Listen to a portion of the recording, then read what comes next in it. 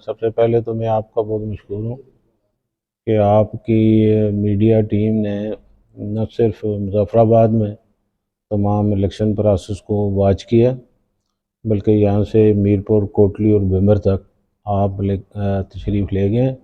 वहाँ के तमाम हालात आपने लोगों को तक रसाई फराहम की है और लोग बराह रास्त टीवी पर देखते रहे। वो मरहला जो पहला था और मुश्किल था, आपके नोटिस में है कि आज़ाद कश्मीर में गो मगो और डिप्रेशन, एंजाइटी की कैफियत थी कि क्या इलेक्शन होंगे भी कि नहीं होंगे, और अगर होंगे तो किस तरह होंगे। तो अल्लाह ताला के फजल व करम से एक डिवीज़न में ये इलेक्शन भरपूर अंदाज में हुआ है। लोगों ने कोटली में तकरीबन 49% टर्नआउट रहा है और मीरपुर में 33 और इस तरह बिम्बर में 48%। एक दो पोलिंग स्टेशन ऐसे हैं जिन पर कुछ वाक़यात जो हैं वो हुए हैं, लेकिन उन वाक़यात का फौरी सद्भाव कर लिया गया कानून नाफिज करने वाले इदारों ने। मसलन सम्मानी में जिन लोगों ने तखरीबकारी की कोशिश की उनको अरेस्ट कर लिया गया। इसी तरह नक्याल में एक कीमती जान का हादसा हुआ, ज़ाया हो गई, लेकिन वहाँ पोलिंग स्टेशन उन लोगों के बेदारी और शोर की वजह से रिज्यूम हो गई और वहाँ भी इलेक्शन प्रोसेस जो है वो मुकम्मल हो गया। तो हमारे माशरे में आपको पता है कि जहाँ जो जीत जाता है वो तो ठीक है, जो खुदा न खास्ता अगर किसी को हार फेस करना पड़ती है तो वो अक्सर ऐसे इल्ज़ामात लगाता है। दिन भर पोलिंग के दौरान किसी भी आरओ की तरफ से हमें इतला नहीं मिली कि किस किस जगह पोलिंग डिस्टर्ब हुई मासवा समानी के। तो वहाँ जब पोलिंग डिस्टर्ब हुई तो फौरी तौर पर हमने जो कार्रवाई या जो इक़दामात उठाने थे वो हमने उठाए। तो अल्हम्दुलिल्लाह रिज़ल्ट जो है आपके सामने है। मुज़फ़्फ़राबाद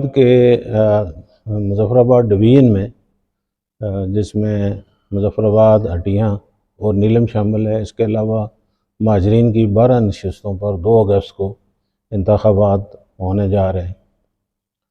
तो मैं आपको ये यकीन दिलाता हूँ कि ये इंतख़ाबात भी पुरअमन, साफ़ और शफ़ाफ़ होंगे। इलेक्शन कमीशन अपनी बुनियादी ज़िम्मेदारी से पूरी तरह आगाह है, आइनी अदारा है, किसी की डिक्टेशन पर यह काम नहीं करता। अलबत्ता अमन अमान बरकरार रखना या लोगों को सहूलत देना ये रियासत की बुनियादी ज़िम्मेदारी है।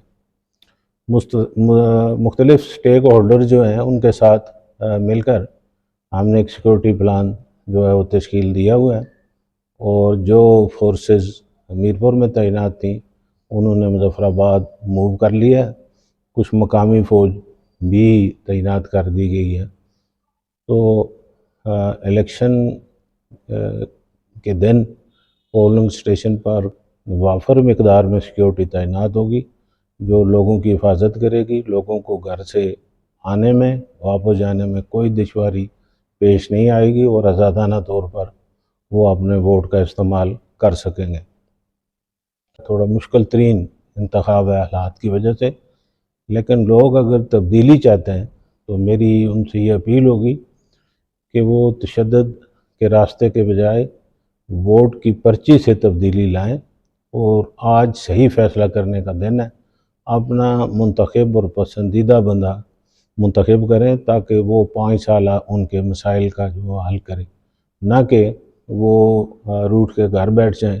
नतीजा उसका फिर वो होगा कि अगले 5 साल फिर हड़तालें और जुलूस निकलते रहेंगे। सिक्योरिटी में आर्मी भी है और उसके बाद रेंजर्स हैं।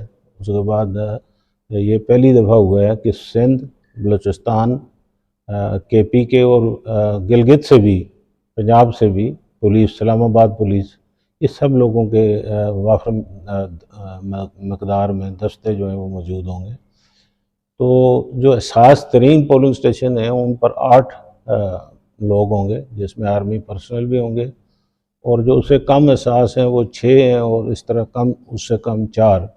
और इसके साथ ही क्विक रिस्पांस फोर्स हमारी होगी जो फौरी तौर पर किसी गड़बड़ की सूरत को निपटने के लिए चौकस होगी। तो मुजफ्फराबाद डिवीज़न में हल्का 5 खावड़ा और हल्का 4 ये जो अपना लिछराट का ये असास तरीन एरिया है। इस पर हमने अजाफी सिक्योरिटी के लिए कल मैंने इंस्पेक्टर जनरल पुलिस से भी मीटिंग की है, चीफ सेक्रेटरी को खत लिखकर आगाह किया है कि यहाँ लोगों की हिफाजत के लिए खुसूसी इंतजाम जो है वो किए जाएँ। तो इतलात जो आई हैं वो अब हल्का 7 से भी आई हैं कि वहाँ भी कोई चीज़ें एहसास नौयत की हैं, वो भी बाकायदा गवर्नमेंट को हमने आगाह कर दिया है। तो कल सिक्योरिटी पर वहाँ के बगैर तो असम्बली मुकम्मल नहीं है, लेकिन ये है कि